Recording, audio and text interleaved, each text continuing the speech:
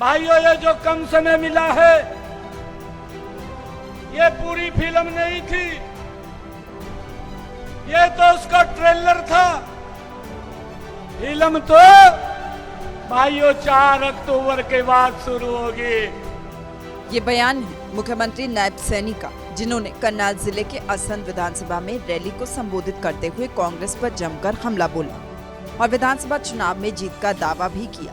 मैं कांग्रेस के लोगों को, भूपेंद्र हुड्डा को यह कहना चाहता हूं, जो ये बोल रहा है, वो बोलता है, कहा ये तो घोषणा करने पे लगा हुआ है।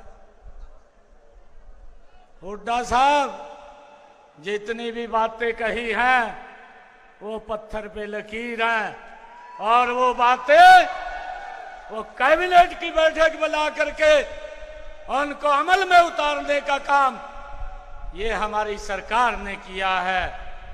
आप कह रहे हैं घोषणाएं हैं, मैं तो आपको ये कह रहा हूं, रूप में काम किया है।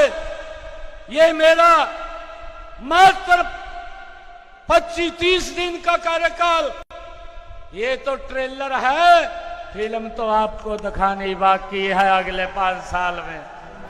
इस दौरान मुख्यमंत्री नायब सैनी ने कांग्रेस की हिसाब मांगो यात्रा पर भी निशाना साधा और झूठ बोलकर लोगों को गुमराह करने का आरोप भी लगाया।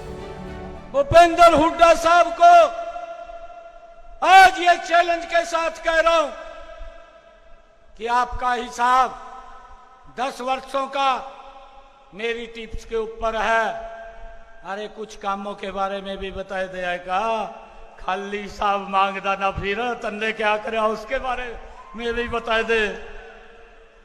अरे झूठ बोलता है, लोगों में भ्रम की स्थिति पैदा करता है। भाइयों, पिछले दिनों मैंने इससे 10 क्वेश्चन पूछे, आज तक जवाब नहीं दिया, खाली यात्रा लेकर के घूम रहा है।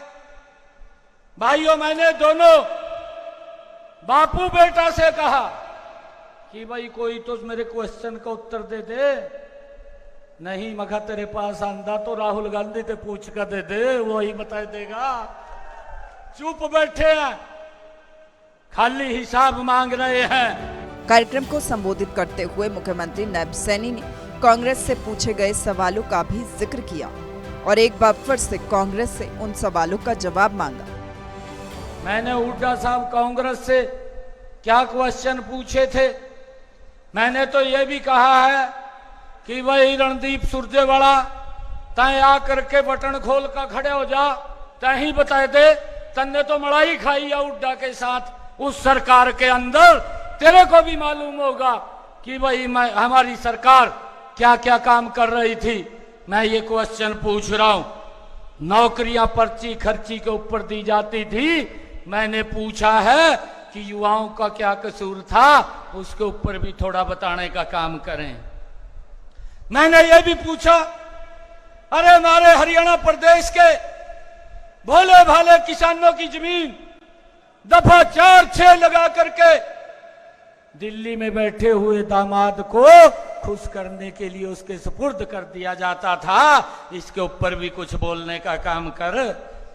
मैं ये भी पूछा था कि आपकी 10 वर्ष सरकार रही है, हरियाणा प्रदेश के अंदर कितने किसानों की फसल एमएसपी के ऊपर आपने खरीदी है, उसका भी बताने का काम कर।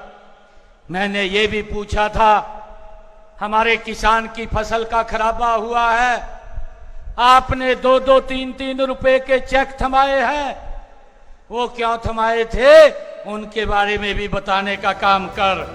गौरतलब है कि विधानसभा चुनाव होने में महज कुछ ही दिन शेष है। इसे लेकर एक तरफ जहां कांग्रेस हिसाब मांगो यात्रा के जरिए वर्तमान सरकार से हिसाब मांग रही है, तो वहीं दूसरी तरफ बीजेपी अपने विभिन्न कार्यक्रमों के जरिए कांग्रेस शासनकाल में किए गए कामों का हिसाब मांग रही है। अब देखना ये होगा कि जनता किस पार्टी को अपना कीमती वोट देती है। सूर्य समाचार के लिए करनाल से हिमांशु नारंग की रिपोर्ट।